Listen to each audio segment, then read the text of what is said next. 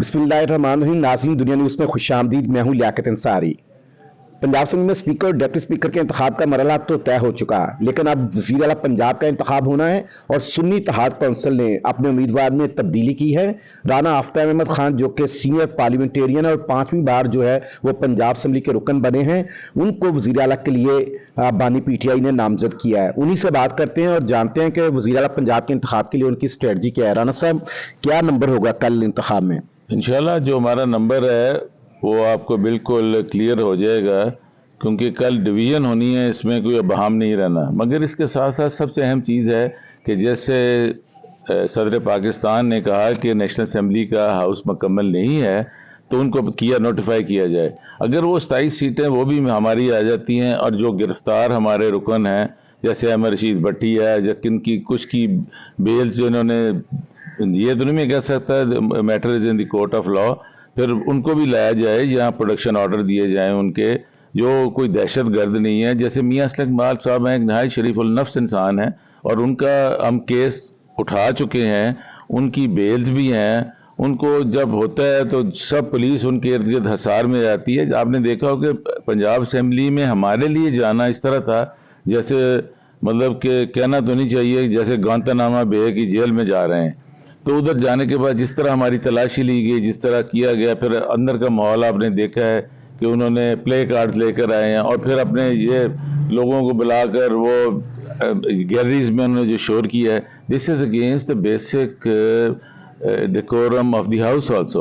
अच्छा राना साहब, आपके अमर रशीद भट्टी जो है वो उनका अभी हल्फ भी नहीं हुआ और वो गिरफ्तार हैं। क्या आपने स्पीकर से हमने ये मामला उठाया उनके चैम्बर में कि उनको बाजियाब करवा कर हल्फ के लिए तो कम से कम बुलाया जाए, उन पर जो मुकदमा है वो कोर्ट ऑफ लॉ में बाकी वो चलता रहे? ये देखें, ये तो एक रवायत है और उनको बोलना चाहिए। हमने स्पीकर चैम्बर में भी कहा, जब बल्कि उससे बेहतर था जो हमने फ्लोर ऑफ द हाउस बात की है, उनको बुलाना चाहिए, हल्फ लेना चाहिए, और प्रोडक्शन ऑर्डर होते रहे हैं। जैसे ये ख्वाजा सलमान साहब थे, या मैं तो उस असेंबली में नहीं था, उनके आते थे, ये उनको पुलिस को डायरेक्ट। सब दिलचस्प बात है कि जब ख्वाजा सलमान रफीक का, अब्दुल अलीम खान का, हमजा शहबाज के प्रोडक्शन आर्डर परवेज लाई ने जारी किए, उस वक्त पंजाब असेंबली के रूल्स में ये बात नहीं थी।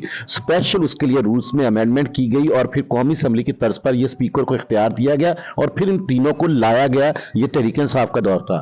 ये देखें, हम we believe in the supremacy of law और चीज़ें, मैं सिर्फ कह रहा हूँ कि यही तो मैं कह रहा हूँ कि उनको लाया जाए। हमारे नॉमिनेटेड कैंडिडेट थे ये इमरान खान साहब के, जो असलम इकबाल साहब हैं, कोई उनको लाते, उनका ले आते, जैसे आए वो हिस्सा लेते वोटिंग में, अपना होते हैं। बाकी इनके पास मेजॉरिटी, तो क्यों ये घबराए हुए, मेरी तो समझ से बाहर है। ये क्या है, अगर वन वे ट्रैफिक चलानी है तो वैसे इसकी इलेक्शन की भी जरूरत नहीं है, नोटिफाई कर दें और चलते रहें, इनको कौन कोई पूछने वाला है। साहब, अमूमन होता है कि अपोजिशन इस तरह के हथकंडे इस्तेमाल करती है कि शोर शराबा करती है, प्ले कार्ड्स लेके आ जाती है, चोरी छुपे छुपा कर चीज़ों में।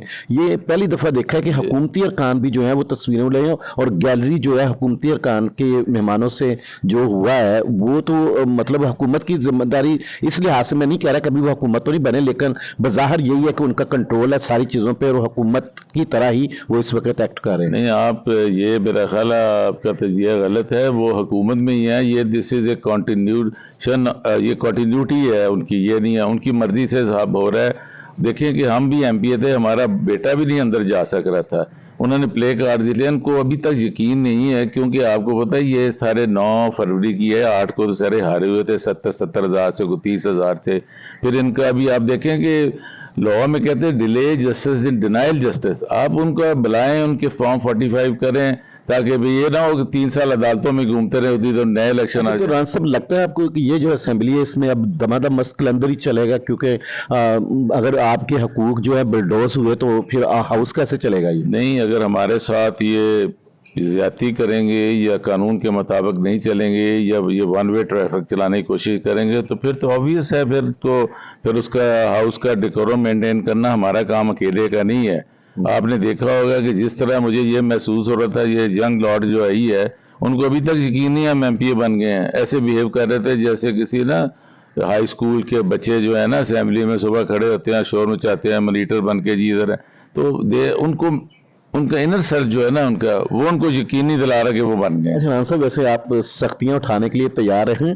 کہا جاتا ہے کہ مریم نواز جو ہے وہ تحریک انصاف کے معاملے میں کافی سخت ہیں، ان کا تو بس چلے تو آگے سختی کا دور ہے. میں انصاری صاحب ایک پولیٹیکل ورکر ہوں، میں نے کوئی پہلی دفعہ گرفتار نہیں ہونا ہے. آپ نے دیکھا ہوا ہے ہم نے بطور ایم پی اے بھی 5 دفعہ اسمبلی سے اٹھائے گئے تھے. میں کوئی موروثی سیاست میں نہیں آیا ہوں، ایک پولیٹیکل ورکر ہوں جس کی خدمات کے سلسلے میں نہیں، جن کو میرے پہ اعتماد ہے، عمران خان کو اور میری ان کے سینئر لیڈرشپ کو، جنہوں نے مجھے اب نامینیٹ کیا ہے اس آفس کے لیے.